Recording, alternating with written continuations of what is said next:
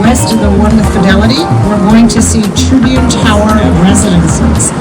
That was the result of an architecture contest sponsored by the then owner and publisher of the Tribune, Colonel McCormick. Over 200 architects from more than 25 countries participated in the contest, but many people feel the contest may have been fixed because Colonel McCormick really wanted an American to win, and he liked the butter tower on the Rouen Cathedral in France. He served in France during World War I, and he liked the French Gothic style. So as we pass that, take a look at the top and the bottom. For those of you that have seen the butter tower on the Rouen Cathedral in France, it may look familiar. That's okay. Sounds great.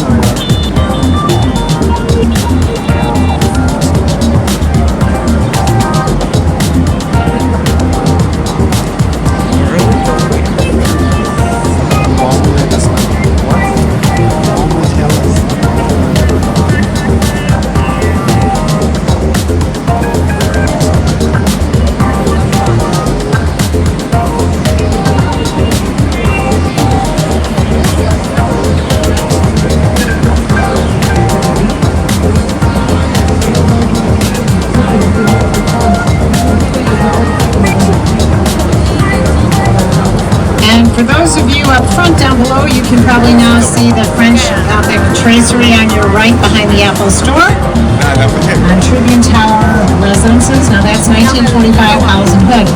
Many people feel the second prize winner, Emilio Saranin, a Finnish architect, really should have won.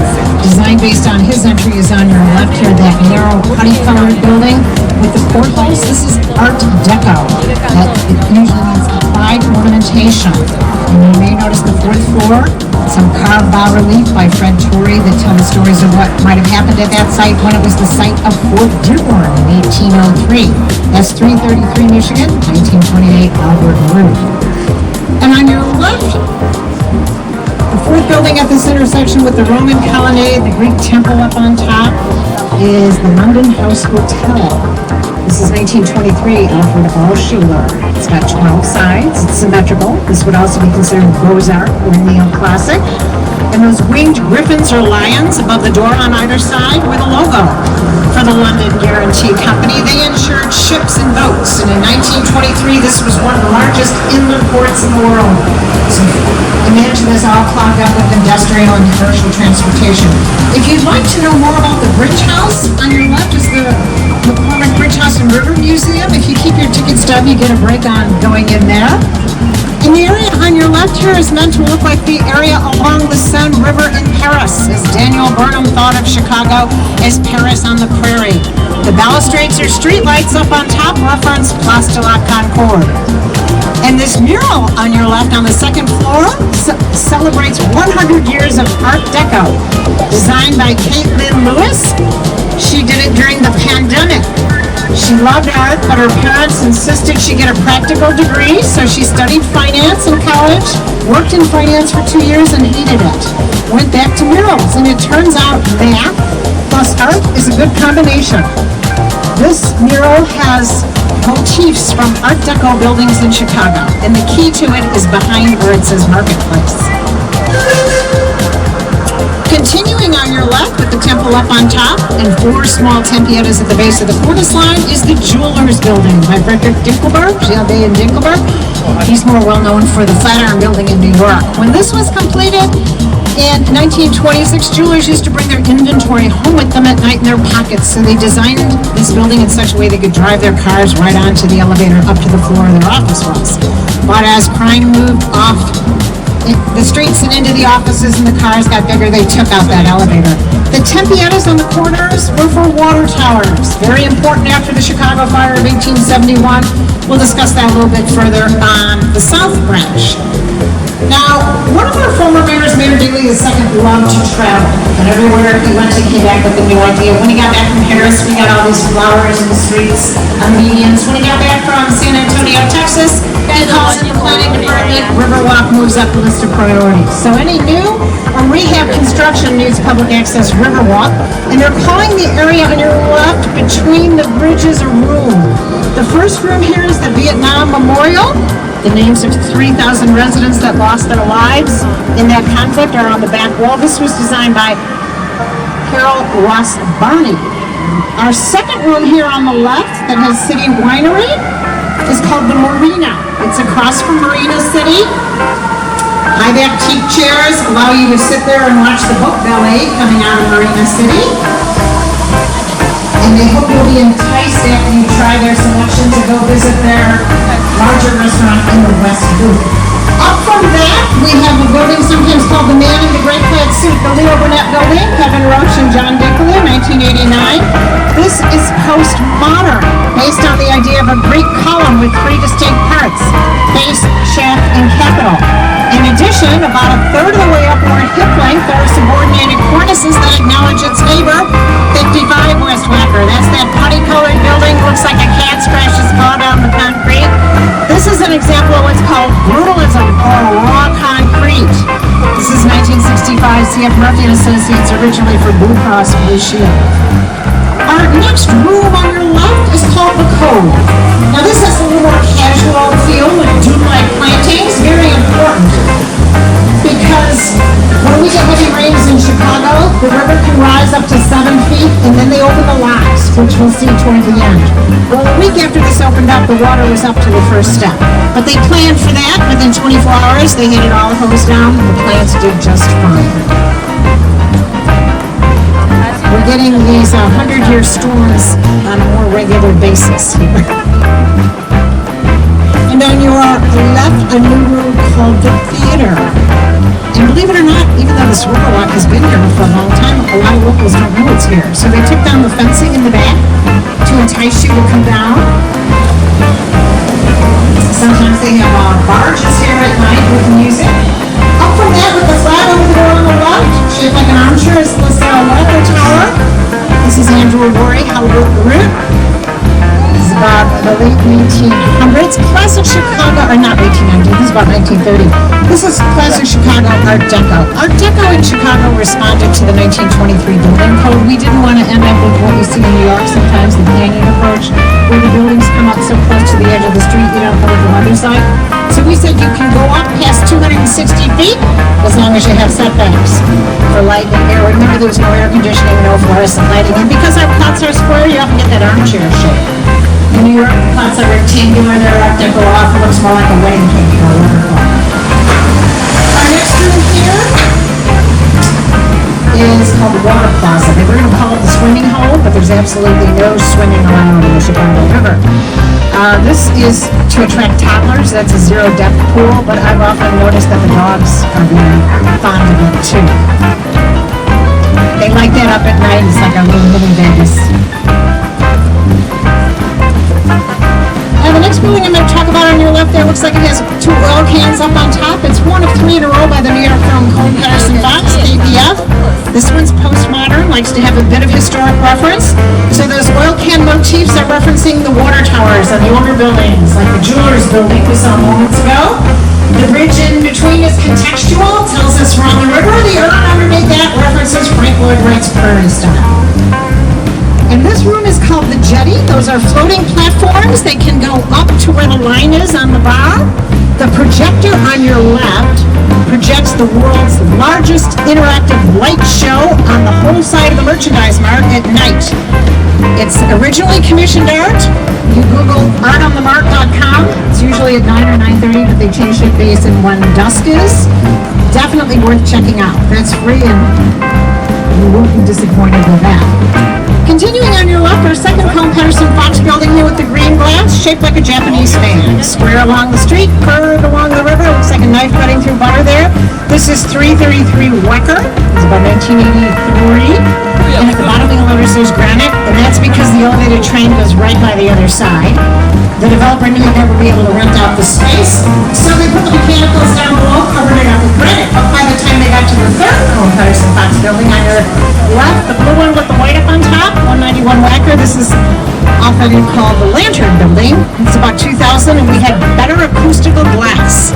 So this time, the architects ran the glass all the way down the facade past the train tracks. That's located on a historically significant site. We'll touch base on that when we get back to the North Branch. And here's our last room on your left, the confluence. And they kind of ran out of money here. But they did commission a nice mural there. It's called The People in the Neighborhood by the artist Don't Fret. And if you go on his Instagram site, you can see who's who. Like the chef from Manny's, the shoe repair, the dry clean person. So it's all real people. And the Adirondack chairs, very nice for you to watch the show at night. Frankly, I was kind of surprised they were still there 24 hours later. But everybody's going with the program and respecting them. So we're now going to go up the North Branch. The moniker of the corporate municipal device for Chicago is the capital letter Y. We've come up part of the stump of the Y. We're going up one of the arms, the North Branch. This was about industrial and commercial warehouses. As they moved out, it was about rats, rubbish, and deserted warehouses. And today it's an example of what we call adaptive reuse, or repurposing. We like to say from warehouse to powerhouse. So on your left, that pink or salmon color building is the oldest one we'll see on the river. Fulton House, formerly North American Cold Storage Warehouse. That's 1896 with an addition in 1906. Abbott did the front part here, but Harry Weiss was visiting his daughter in a converted warehouse in the late 1970s, and he said, we've got to get this going in Chicago. So he took this on as his first project, and he may have bit off a little more than he could chew. It took him 18 months to defrost the place, at which point the facade started cracking. So he got to add those stars behind which there are metal reinforcing rods, punch through 4-foot walls to put in those balconies. They removed 500 truckloads of horsehair, pork, and brine. But when he was done, he ended up with this mixed commercial and residential use property, and he was a big sailor, so he put the marina in down here. Well, this all gave him enough confidence to try his next project right next door, shaped like a triangle for a sale. We often call here Reese Mr. Triangle. These are river cottages. There are 4, each share a deck and an elevator, outside living space on every level. But when these were completed in 1988, nobody was seriously thinking about living on the river, because if you came out on your deck, you'd have to hold your nose. Putrid odors, all sorts of junk in the river. They sold for about $300,000 to $500,000. Well, the first one came up for resale in 2015. It's the one on the end here, $2.25 million, and they gutted it.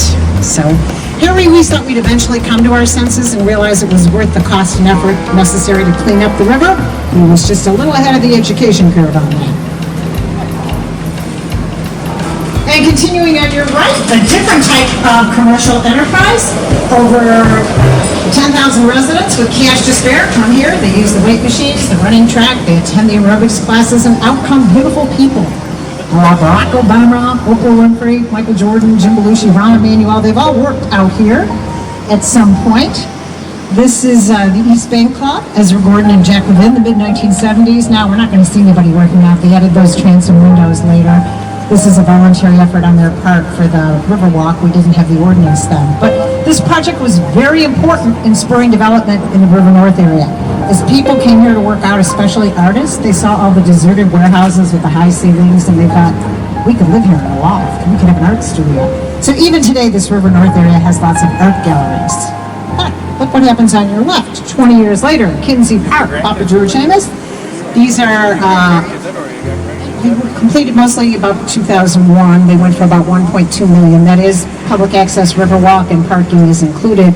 The tower behind it, designed about the same time by Nagel Hartree, we rarely see anybody out there on those balconies. Lots of Weber grills and bikes. But just the idea that you could go out if you wanted to adds tens of thousands of dollars to those units. Ask any developer if there's a way they can put outside living space on a unit along the river today. They will do so, because they will reap multiples upon their original investment. And on your right here, whenever you see red brick with black balconies, that's a tip-off. It was something else. This was the North American Railroad Distribution Warehouse in the early 1900s by Nimmons and Fellows. It was converted to residential before we had the Riverwalk ordinance, so these lucky people ended up with their own private decks. But when this was converted, people still wanted parking, so they added a parking facility on the other side. Compare and contrast the brick. The brick we're looking at now, it's over 100 years old, coal burning oven, solid color all the way through. The brick on the parking garage, an electric kiln much more recently. Now this is one of the challenges you have with adaptive reuse projects. How do you make changes and keep them in the same tenor? They're not always successful in trying to do that, but they did a pretty good job on this one. And on your right here, this is what the Riverwalk looked like everywhere 25 years ago. So we have a lot of work left to do on the Riverwalk project, but we have made a fair bit of progress.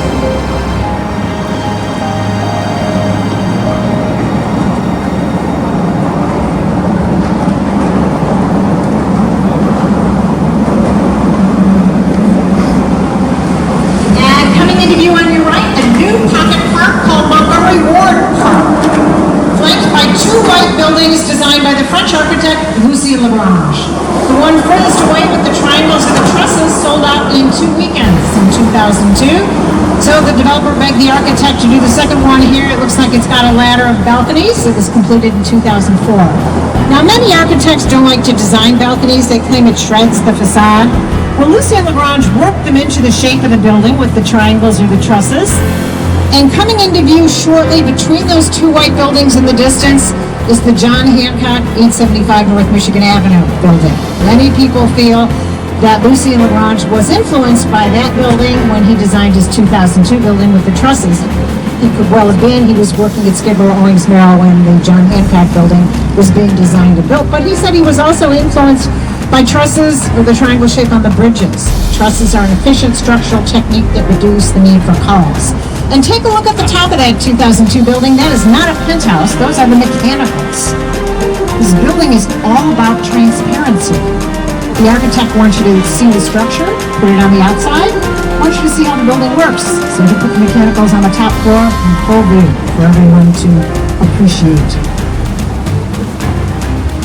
The next three buildings I'm going to talk about, coming up on your right, are part of the Montgomery Ward complex. Now, Montgomery Ward was one of the first and most successful catalog operations in the world. It is out of business as such in Chicago now. Residents of Chicago owe the individual Montgomery Ward huge debt of gratitude because at great personal expense and at the cost of alienating most of his peers, he fought in court for 20 years to keep our lakefront open, free, and clear. As a result of his efforts and those of others, we have 19 miles of uninterrupted lakefront. We'll see some of it toward the end there. And on his deathbed, he said it probably wasn't worth it. So I always like to give him a shout out because here I am decades later benefiting from his foresight. The building with the balconies and the ivory brick here on your right was the corporate headquarters for Montgomery Ward Corporation, designed by the in-house architect Willis McCauley. This was completed in 1930, but when they converted it to residential use here, we had the Riverwalk ordinance. There was no room, so in order to comply, they had to punch through an arcade at the base there. Note the butterfly motif at the bottom, the eagle at the top, very typical of Art Deco, think applied ornamentation. That was popular here from about 1924 to 1934. After that, not much was built here because of the Depression of World War II. When they converted it to residential and added the balconies, they kept up the Art Deco motif with the chevrons there. And notice the vertical emphasis here. Your eyes shoot right up those columns. The windows are taller than they are wide. They indent the area underneath the windows. It's called the spandrels. Compare and contrast the vertical emphasis here with the horizontal emphasis of its neighbor, the Montgomery Ward Catalog House. This is Schmidt Garden Martin, 1906 to 1908, one of the first reinforced concrete buildings in the world.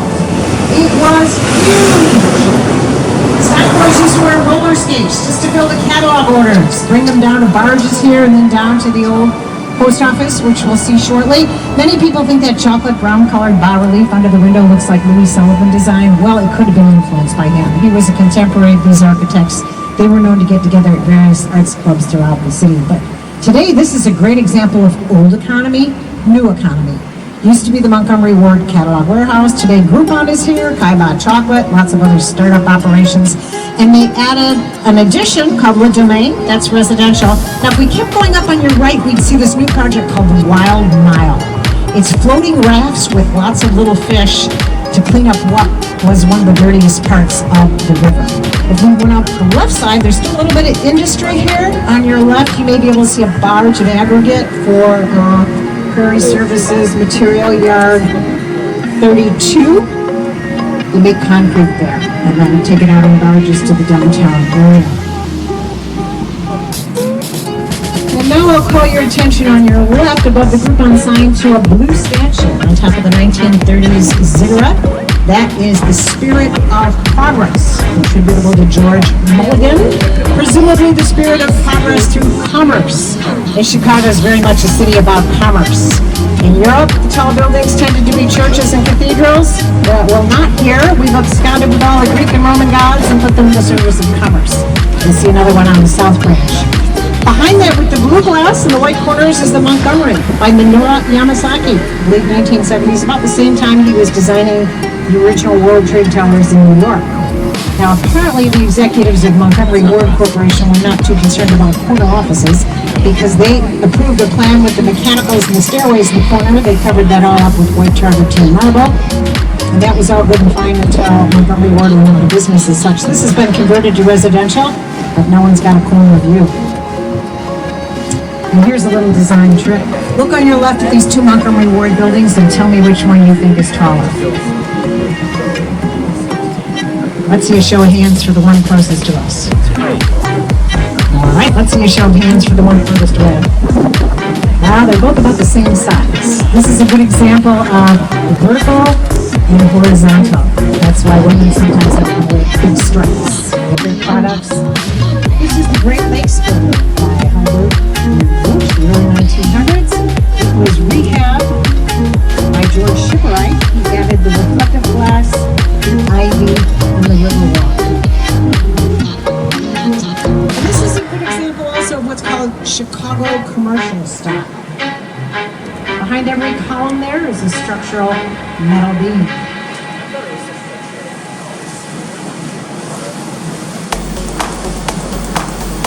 Now on your right, this is 150 Riverside by Getchin Partners, 2017.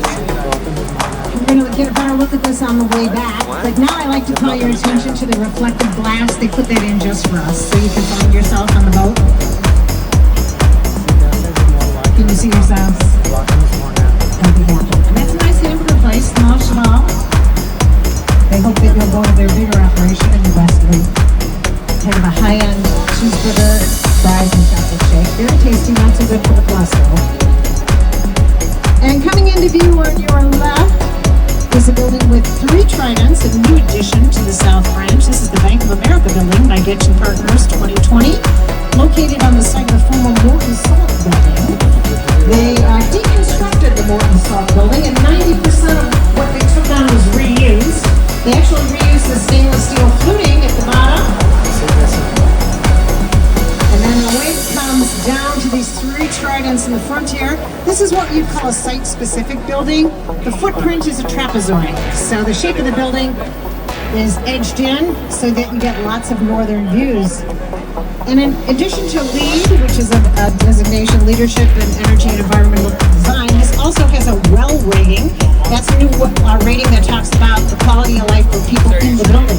So it has a hospital-grade air filtration center, a bike room, lots of outside space, and they put the stairs on the end so that you'd be tempted to use those instead of the elevator and be exposed to natural light.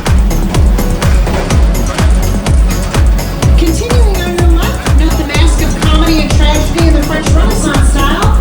This is the Civic Opera House, 1929, Grand Henderson Brooks and White, sometimes called Inso's Throne, after Samuel Inso, who came here from England to be the right-hand man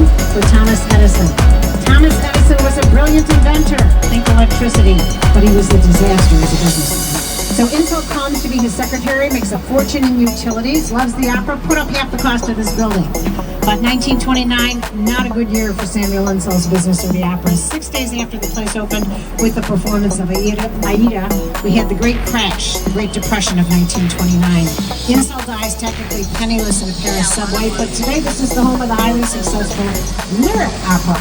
And notice its neighbor on the left here mimics its shape, but the architects here serrated the corner to get around the bridge house, creating 4 corner views there, or 16 per floor.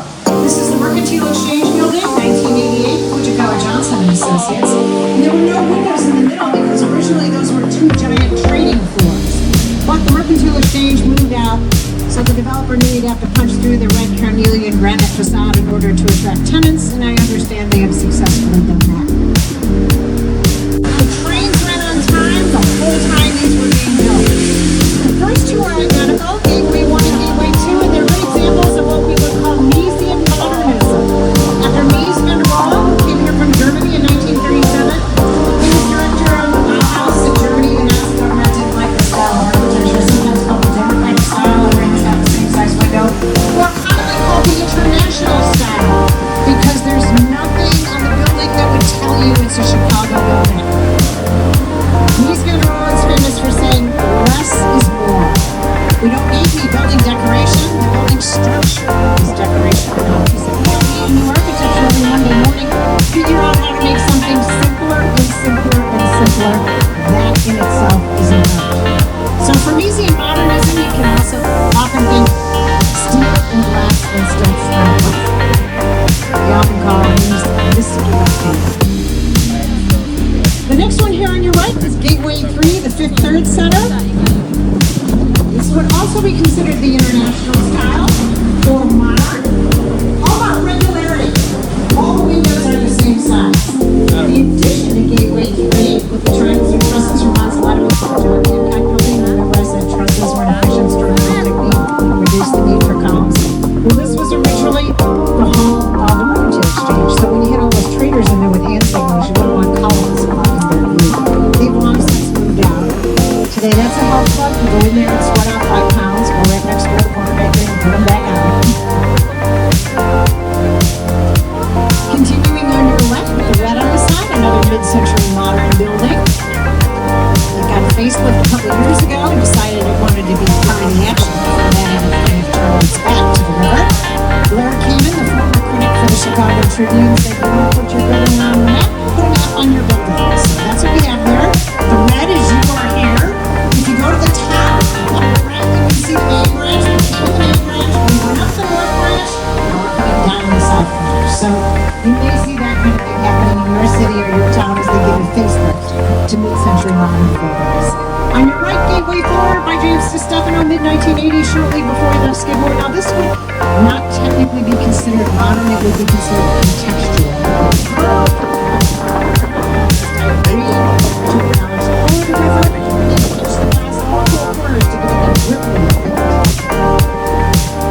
And for those of you that are big movie fans,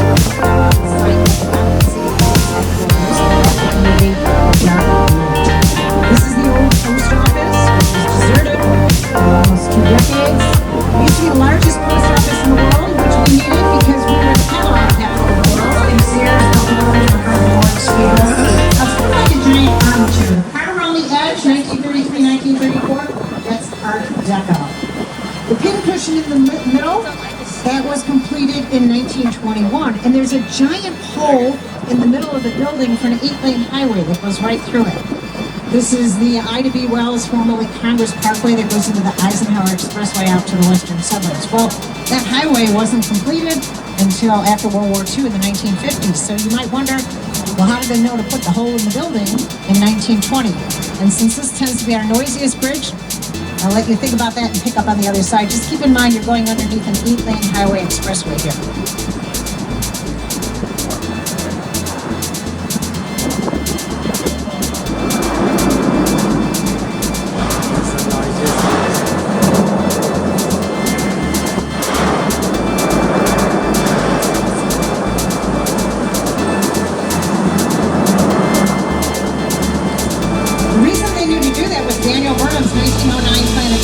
He envisioned the population expanding to the west He just didn't count on the Depression of World War II.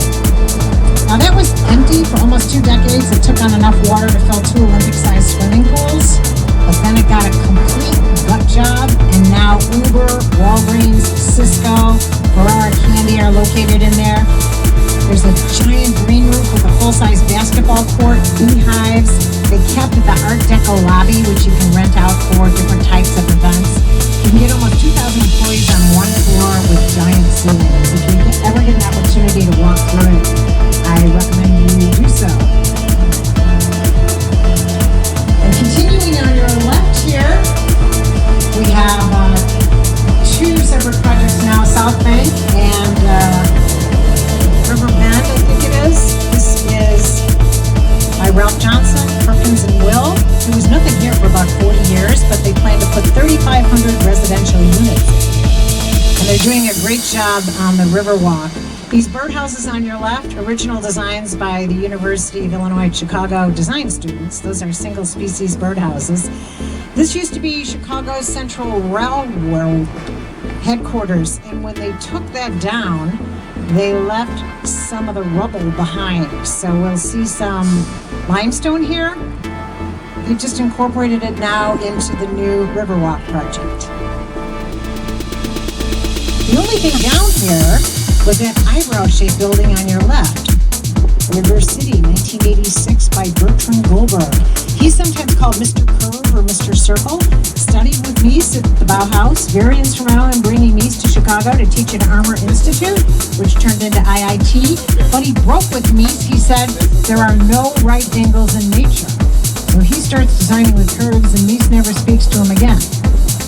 Less is more, maybe, unless we're talking about ego. Bertrand Goldberg was a bit of a social philosopher. He said it's dangerous to live in the suburbs and work in the city because if you want a rich cultural life with fine dining, museums, theater, you've got to live and work and play in the same general area. So this is mixed commercial and residential. You can keep your boat there year-round. And Bertrand Goldberg designed it to be 3 times as big as what you see, all the way down to the Roosevelt Bridge. But the city said no. They had 2 competing concerns. First, density. They'd had very bad luck with the housing projects by then. Secondly, they weren't convinced anybody would really want to live in the South Loop. Little did they realize what would happen down here. This is now a hot neighborhood, but it took quite a few decades. And coming into view on your right, in front of the LA Fitness, is a satellite tower, then a short brown brick building with an orange wall. The structure's not important, the location is. It's the Fire Academy on DeCoven Street, but it used to be the site of Mrs. O'Leary's barn. In October 1871, look how Daisy allegedly kicked over a kerosene lamp that started the Great Chicago Fire. The City Hall exonerated Daisy and Mrs. O'Leary in 1997. Could have been Daniel Sullivan. He was drinking and playing cards and about to report the fire. We'll never know for sure. All we know for sure is the fire came right down here to where we are. The locals hoped the river would stop it. No such luck. Jumps right over the river. Was half mile east to Lake Michigan, half mile south. If we kept going south, where do you think we'd be? St. Louis. This is the way the river flows today, down there. Back to the fire. The fire goes half mile south, half mile east, 3.5 miles north of Fullerton. 3 days later, the entire downtown was burned down. 300 people were dead. 1/3 of the population, approximately 100,000 people, were homeless. However, unlike Hurricane Katrina, Chicago had been established as a hub. Private money flocked in here. Architects came from all over the world. Within 10 years, we had the entire city rebuilt, and this time we said, no wood frame construction in the downtown area.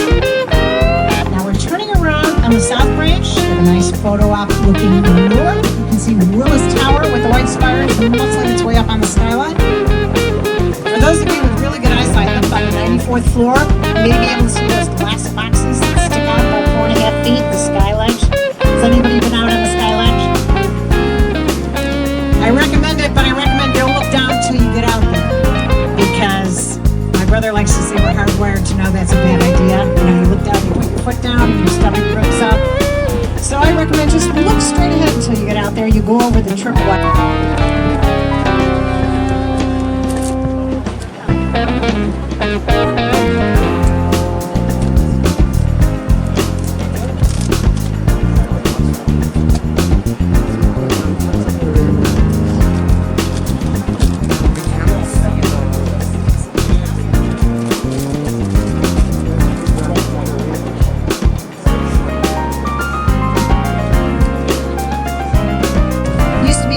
parking garage on Wabash that was torn down was moved to a salvage yard at 31st and Sacramento on the south side.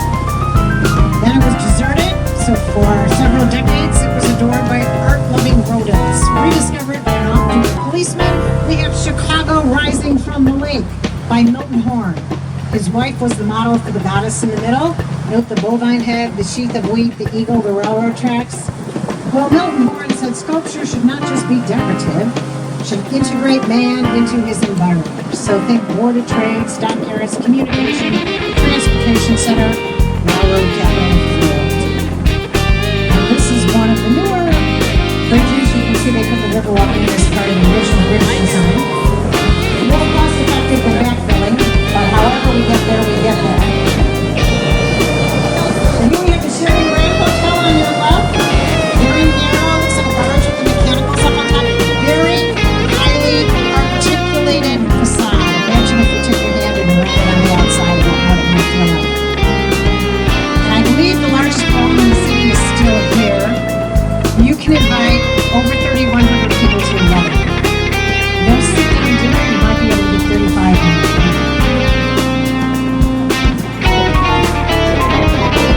And on your right, institution of the main branch, 3 new towers. This is the St. Regis by Michigan Ave, Studio Game and Associates. And it looks perfect. We're going to get a better view of it. It's straight. Every floor is straight, but it's 6 inches in or 6 inches out from the one below it. So, based on the idea of a frustum, naturally occurring shape in nature, I think they're like pyramids with the tops cut off. If you look at the bustle of the building here, where they're going to have the ballroom and dining room, that's the shape she was going for. So, every floor's in, but every floor's out. And you've got 6 different floors of glass there, so that you can modify how much light and heat gets in. Wherever it's at, you'd like every floor to get the same amount. It's amazing what you can do with glass these days. You can block out all different kinds of views, increase your types of lights, and self-cleaning. We'll get a better view of that when we get out. Right. Straight ahead, we have the Lakeshore East Bridge, formerly known as the Franklin Delano Roosevelt Bridge. He came here in the late 1930s to dedicate that.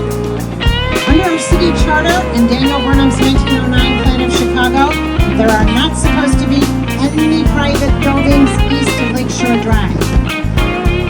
So you might wonder what that private residential fidget-digit spinner or relief shaped building is doing east of Lakeshore Drive. I have one word for you: loophole. Evidently, with the regulations at the time, you could have some kind of shipping facility, and they took that to an extreme. This is Lake Point Tower, Shipwright and Heinrich, 1969. There's a lot more of the backstory on this in a book called American Pharaoh, about Mayor Daley I and the saving of post-industrial Chicago. Mayor Daley I was interested in keeping people and businesses in the city, so he kind of ripped up a lot of the regulations. But after that went up, City Council really tightened up the procedures. You're not likely to see any more private buildings east of Lakeshore Drive there. But if you have a unit in that building, you have your own heating and air conditioning at the base, great views of the lake north of the river, but you cannot see into your neighbor's living room or bedroom. And I understand they're looking at reopening the restaurant up on top. There's a green roof.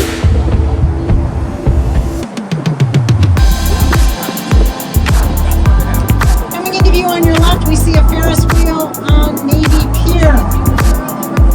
Navy Pier was designed by Charles Sumner Frost in 1916. It was originally called Municipal Pier, originally designed primarily for industrial and agricultural transportation. It did okay until they built a much better harbor south of here at Valley Harbor. During World War II, they trained Navy pilots there because it was away from the coast. President George Bush the first got his pilot's license there. After World War II, we had all these soldiers coming back wanting their college education under the GI Bill. The University of Illinois had a temporary campus there, which was affectionately called Harvard on the Rocks. But in the 1960s, that moved to the west side of the city, and this kind of foundered until the 1990s when Benjamin Thompson, Belay and Associates got the permission to turn it into what was, until recently, Illinois' largest tourist attraction. Millennium Park has become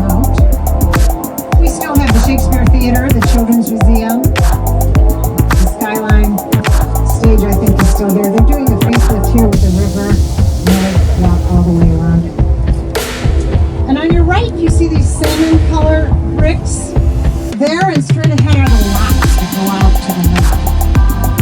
In the 1930s, our neighbors, the usual suspects, Canada, Wisconsin, Michigan, sued us when we reversed the flow of the river.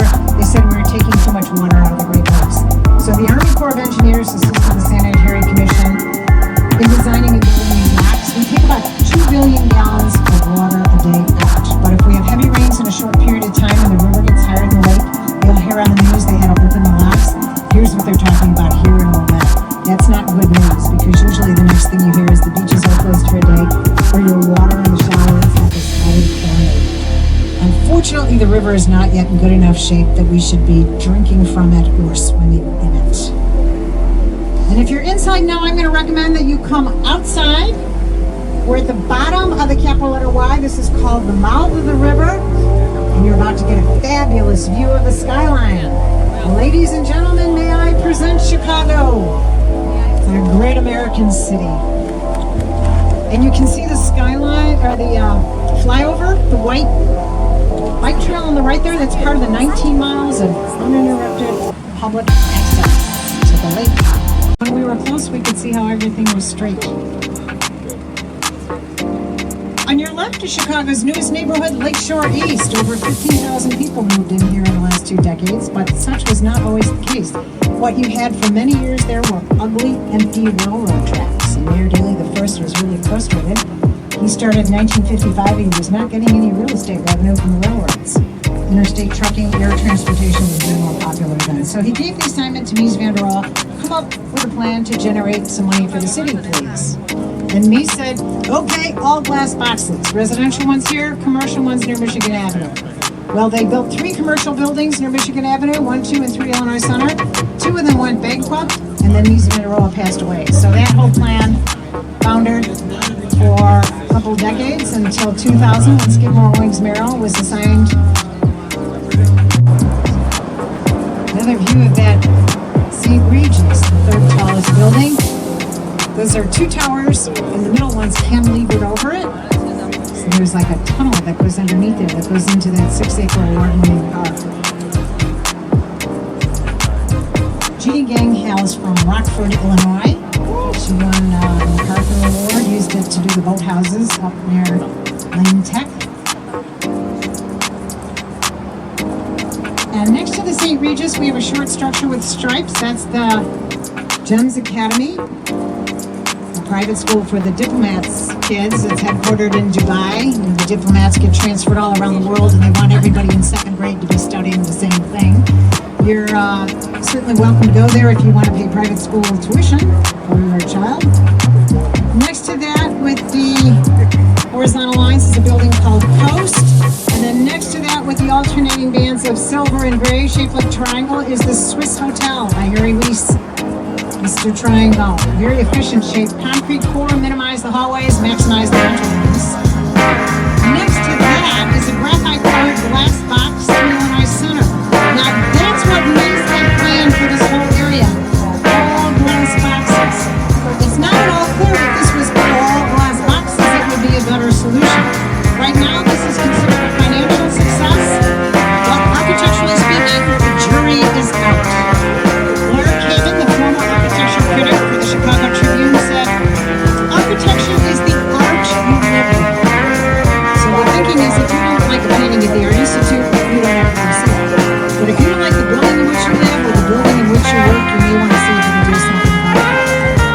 Winston Churchill said, we shape our buildings, thereafter the buildings shape us. So whether or not you realize it, the space in which you live, the space in which you work, affects the way that you think and the way that you feel. Design matters. Choose wisely. In our Swiss Hotel here in 3 Illinois Center, you can see the wavy balconies on Aqua. The building designed by Jeannie Gang. Everywhere there's not a balcony, she used reflective glass so the birds wouldn't fly into that.